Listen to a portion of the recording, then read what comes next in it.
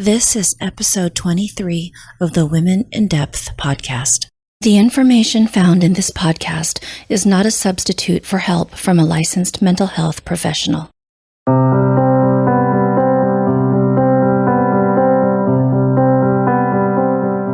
Hi, and welcome back to Women in Depth. Today's podcast episode actually grew out of interest from a previous episode, and that was episode 10 on spiritual abuse with Tamara Powell. Listeners contacted me saying that they wanted more, that they felt the episode could have gone longer, and they just had a lot of questions as far as what spiritual abuse could really look like and how a person could become vulnerable to this, and also what were some of the long-term effects of experiencing spiritual abuse. So today, Tamara will be back on the podcast to go deeper with us into this topic, answering questions around what spiritual abuse can actually look like and how a person can be vulnerable to experiencing this type of abuse, and what are some of the consequences a person may experience as a result of spiritual abuse. So without any further ado, let's jump into the interview.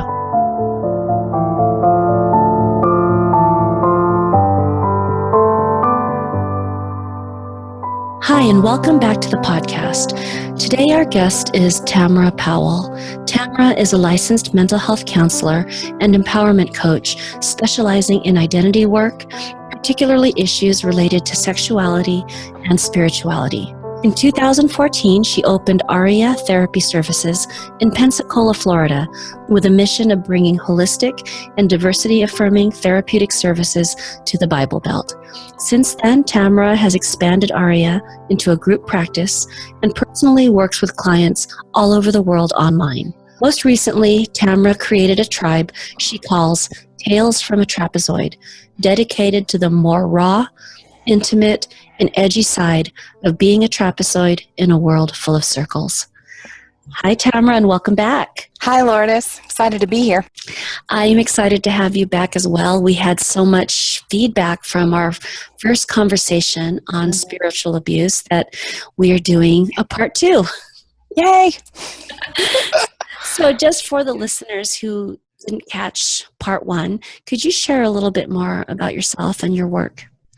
Sure. I am in my late 30s. I'm a mom to 2 girls who are now about to be 11 and 13. So puberty is big in our house right now. Oh boy. I'm trying to, navigate 2 little women who are coming up through this planet. As you mentioned, I own ARIA Therapy Services. So I see clients every day, both in person and online.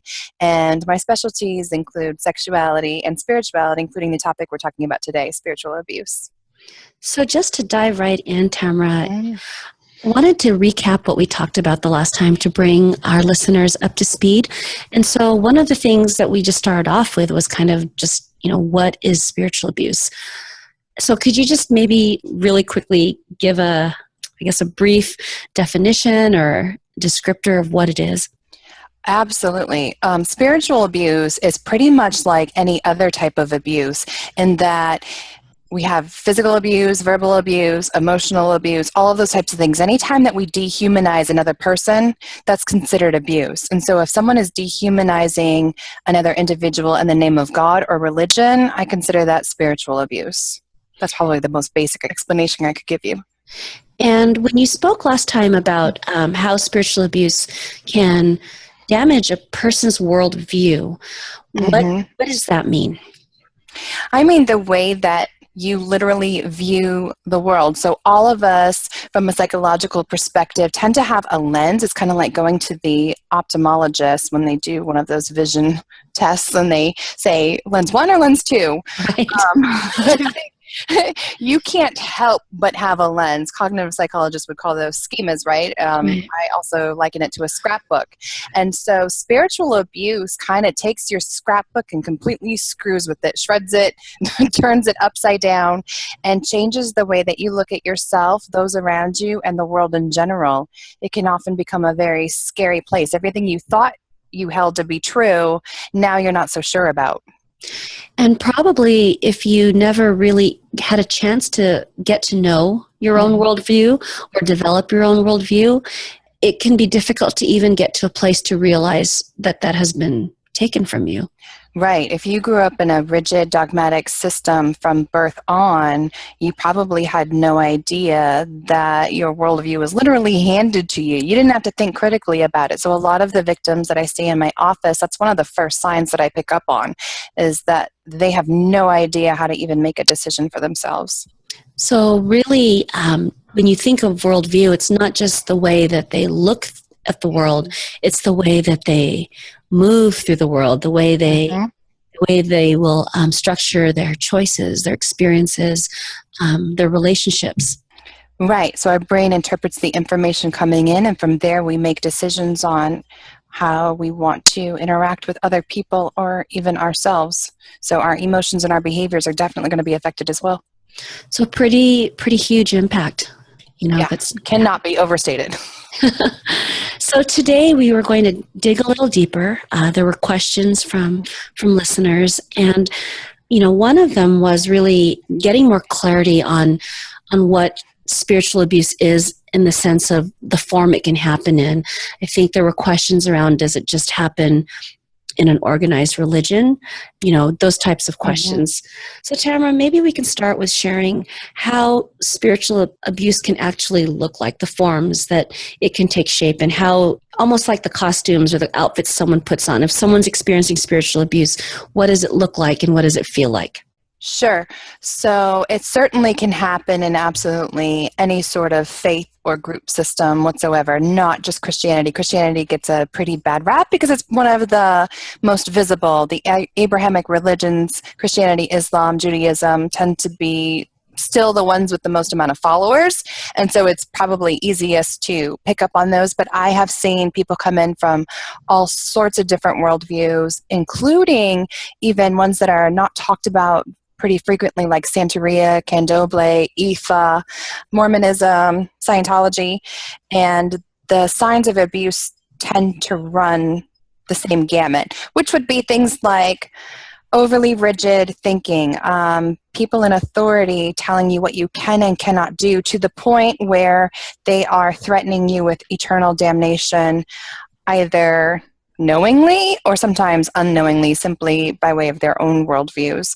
Other things that I have seen would be like passive-aggressive comments, trying to get people to volunteer past hours. That would be burnout, fatigue. Certainly donating money to the point where people cannot afford to pay for their own groceries or light bills. All sorts of things. Basically anything that robs a person of their personhood, the way that we would think of other abuse. And so some of the things that you just described, those are how it can happen, how someone can be spiritually abused. Right. Some of the common warning signs, keys that they might know that they might be at risk for being abused. And I would think that one of those two could be just that sense of the threat or the experience of being excluded or exiled from the Absolutely. That's the threat that's held above their heads, again, whether consciously or subconsciously. Any worldview or group, because almost I would want to kind of plant the seed that spiritual abuse could even take place in non-theistic ideologies. Even an agnostic group or an atheistic group can still have spiritual implications, and exclusivity from the group is a terrible thought. And I think, too, that part of it is, especially for someone who's been spiritually abused and has kind of been pulled into that cycle of abuse, just like domestic violence, the longer a person is being abused, the more abuse that they have experienced, and depending on the depth and the extremity of the abuse, it's harder and harder to pull out despite how traumatic it is. Absolutely. We start to see things like learned helplessness take place.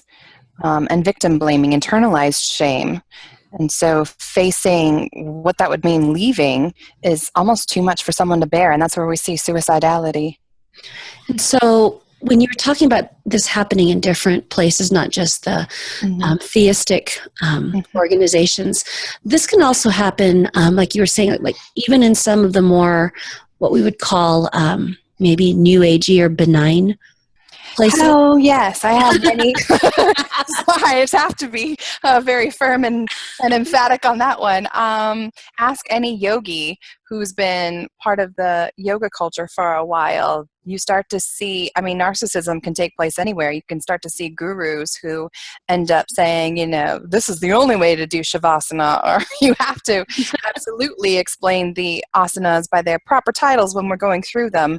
And we've seen people fall prey to places that are supposed to be absolutely full of love and warmth and light and gifting everyone with their own path. But suddenly their own path starts to look a hell of a lot like the guru's path. Right. Mm-hmm. And then I think with a lot of these organizations, especially if someone begins to be involved in them, I think when they're older, the organization, similar again to domestic violence, begins to isolate them from others, like their family, friends, loved ones who might show concern or disagree with the spiritual or religious involvement that they're experiencing. Absolutely. And it's slow and insidious. It's kind of like that old analogy of bringing a frog to boil. You put the frog straight in hot water, it's going to jump right out. But if you slowly entice it and turn it up degree by degree by degree, it's not going to notice until it's too late. So what are some of the factors that you think make a person vulnerable to being spiritually abused? And this would be someone maybe who, it's not happening since birth and they weren't born into this. This is where it's hard for me as a clinician even to talk about sometimes, because I just want to give everyone a giant warm hug. It's not about pathologizing anyone per se. It's not about further blaming. And I sometimes see people who come into my office, have a hard time even taking a look at how the hell did I end up here? It's not, and then that's where that frog analogy comes back into play.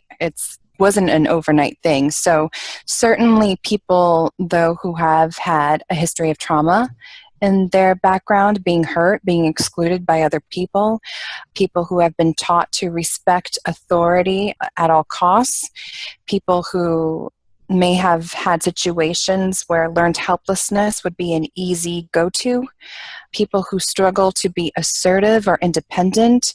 So again, it's not about blaming the followers or type B personalities or introverts or even sometimes extroverts. It really doesn't matter because it could go either way. If you think about it, an extrovert would be drawn to a group simply for that social support, and an introvert would be drawn to same said group for social support. It's just what they're getting from that group might be very different things, but at the end of the day, the group provides norms that they may not have had elsewhere. And I think also, even though it's abusive, also just a place to belong and connection. And for many of the descriptors that you provided, just factors that make someone more vulnerable, to belong, to be accepted, to be connected in any way is better than the alternative. Absolutely. So we talked a little bit about this in the previous episode, but what are some of the ways fundamentalism in any religion impairs clients psychologically? Fundamentalism, and I'm glad we're having this conversation because oftentimes clinicians who do talk about spiritual abuse, such as myself, get labeled as being anti-God, anti-spirituality, anti-church, and that's not at all the case. There are a lot of healthy spiritualities out there, in my opinion, to include any number of even what other people call cults, because it's not about that. To me, spirituality is about what prompts someone to higher self-actualization. And so it is important to differentiate between fundamentalism and when it goes awry and just spirituality in general. And we saw fundamentalism really start to take root in the early 1900s in the United States after a series of booklets that was published where modern church leaders, and here I am talking about Christianity, started fearing the effects of what they thought were modern trends. so to speak, potentially watering down the Christian message as a way of making it more palatable. So they were afraid that by going along with the times and what their generations at that time wanted, we were somehow going to do away with the overarching message of Christianity, and it would somehow destroy their integrity.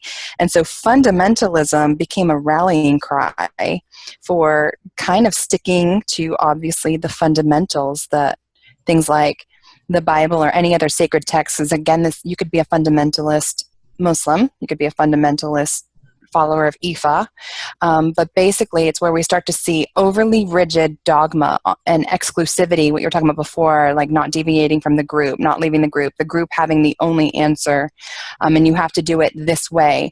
And what we know from a psychological standpoint is that then provides group norms and groupthink, and that can go way awry, even by the most well-intended groups. Nobody sets out to end up looking like Zimbardo's prison experiment, but put people under the right circumstances, and we can absolutely end up with an us against them mentality. And so we start to see intense fears around anything that goes outside of these now developed group norms. So from Christianity, oftentimes you'll hear things like nothing quote unquote secular, which means nothing that we don't agree with. No drinking, no dancing, so no secular music. When I was growing up, we weren't even allowed to watch PG rated movies because there could be magic in it, and magic was equivalent to witchcraft, even if it was just the gummy bears. Or Harry Potter. So, yeah. Mm-hmm. Yeah, that's so funny because it just made me think of some of my own personal experience where, yoga was considered, and meditation. Oh my God. That was a gateway to Satan himself. Yeah, and even meditation. Yes, that because was also opening a yourself threat. up. Mm-hmm. Yeah. So when you mentioned something that I found really interesting, you said that, spirituality is anything that motivates or leads a person to higher self-actualization. And I wanted you to maybe tell our listeners what self-actualization is in case they are not aware of what that means. That's a big question. It depends upon your definition of is. So certainly Maslow's hierarchy is pretty well known. I'm talking about anything that takes a human being past what I would call the basic levels of personhood. So we're not just talking about surviving anymore. We're not just talking about having positive thinking and keeping your emotions in check, but actually taking it a step further to feeling not only a sense of purpose and meaning in the world, but a sense of giving back to humanity, legacy, things that really seem to round out a person's experience here on the planet, things that promote self-growth, things that take us past our everyday 9-to-5 grind. So it's almost like, it's what takes a person beyond themselves. It connects them to others, to the world, to a greater purpose, just really kind of transcends the everyday. That's a beautiful way of putting it, yes. Okay. I think that that's a really beautiful way to describe spirituality. Mm-hmm. And when you hear it that way, it's very encompassing. Right. It could include taking a walk in nature, or that meditation, or yoga, or even just a really good conversation with other people. There are times when I'm sitting with clients that I feel a deep spiritual connection. It's something that Rogers called presence and intuition in the room. It's interesting because, what you're describing is the exact opposite of what happens in spiritual abuse, which is that disconnection from oneself, from others, from one's own knowing, from trusting your intuition. Mm-hmm. Absolutely. So what are some of the long-term and short-term, consequences of spiritual abuse? I know we've talked about, it's the person's worldview, but if you were to break it down into what that could actually look like in a person's lived experience. Sure. So I think it does affect us on every level of being. So for example, cognitively, spiritual abuse takes away someone's ability to think critically for themselves, like I mentioned before, because we are told that this leader or this faith system has all of the answers for us, even if it goes against what our inner intuition is telling us. It can cause anxiety disorders, because if somebody's attempting to be perfect or do it the right way, so to speak, we can start to see things like OCD-like features where a person gets overly obsessed with meeting a certain standard, and then when they don't meet it, the compulsions become ever stronger, which then can lead to a whole host of issues, as I'm sure you can imagine. We start to see things like depression. We start to feel shame when we're not living up to the standards that this leader or this worldview tells us we are supposed to, because human beings, as we know, while wonderful and, from my opinion, inherently full of worth, we still screw up from time to time. Life gets messy, and it is absolutely inevitable that we are going to, quote unquote, sin or have a human moment. And so if your worldview tells you that that's not possible, or that you should ever be striving for perfection, you're going to naturally feel shame. Go ahead. Yeah, it can really be just a setup to fail, because it's not possible to not sin, to not be human, to live life and have all kinds of experiences from, just to use these words to show a continuum, but good, bad, and everything in between. That's part of the human experience, and I can see how religion and spirituality can take that normal, beautiful, flawed experience and make it something to really struggle with, because you can't be. Right. And as opposed to a healthy spirituality that would allow for that continuum and allow for self-actualization of experiencing the dark, so to speak, or the messy side of life, what it does is it ends up becoming this measuring stick that you can't live up to, and you end up getting beaten with it energetically. Now, I've heard said from different people that, spiritual abuse or religious abuse is not really a thing, that it's just something that is made up, and that, anyone can experience any type of dissatisfaction or conflict around something, and suddenly it's abuse. What would you say to that? That's like, I know. Besides, it makes me giggle, because that's like blaming, the donut for a person who binge eats. It's like saying, well, let's not call it an eating disorder, even though this person is clearly showing symptoms of all of these other traits.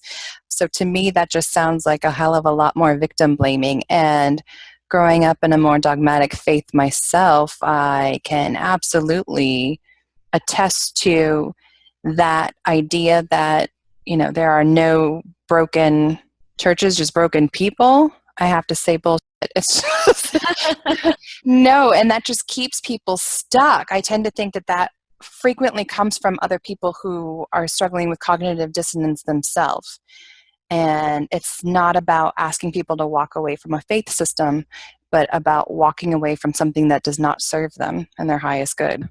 So for anyone who may be wondering if they are experiencing spiritual abuse, or know that they are experiencing it, what are some, words of wisdom that you would offer to them if they're listening right now? First, that it's important to get still and quiet. And as I would go back to your last question, the proof is going to be in the pudding.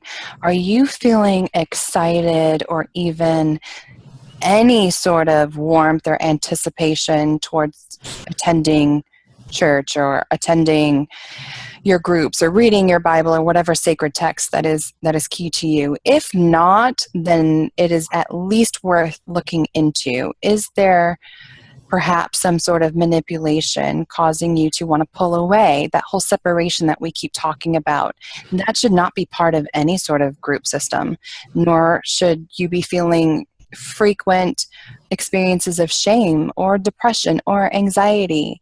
I tend to ask people to look for things like that quote-unquote wretch theology, or worm theology as I call it. It's amazing that God could love a wretch like you. Wow. I mean, doesn't that just make you want to jump up out of bed and go to church? Yeah. So if there's any sort of that where you're feeling the need to pull away from either other people in your life or from yourself, I think it would behoove you to take a look. I love how you really bring the focus onto paying attention to the feelings that are coming up for them, and that those feelings are messengers with really important messages for them to listen to and to offer direction. I also love that wretch theology. That's my favorite. That's what I've come to call it. I don't know what other people call it.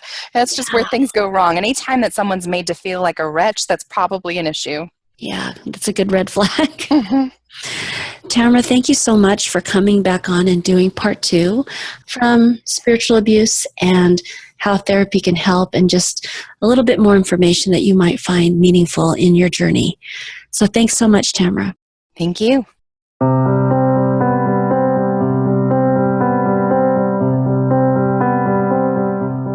I hope you enjoyed today's conversation with Tamara. One of the things that stood out for me is how, with spirituality, true spirituality, there is a sense of connection. Connection to oneself, connection to the community, connection to the world, connection to nature. And with spiritual abuse, there's a definite sense of separation, disconnection, and even isolation. I also appreciated that Tamara made the distinction that spiritual abuse can happen anywhere. This is not something that is reserved for organized religions. It can happen in a yoga studio. It can happen in a Buddhist practice. And so I just wanted to really emphasize that this is not about stereotyping or making assumptions that spiritual abuse happens only in certain religious or spiritual practices. For show notes to today's episode, please visit www.lourdesviado.com/women in depth. And if you enjoyed today's episode, please subscribe on iTunes and leave a review. Thank you so much for listening, and see you next time.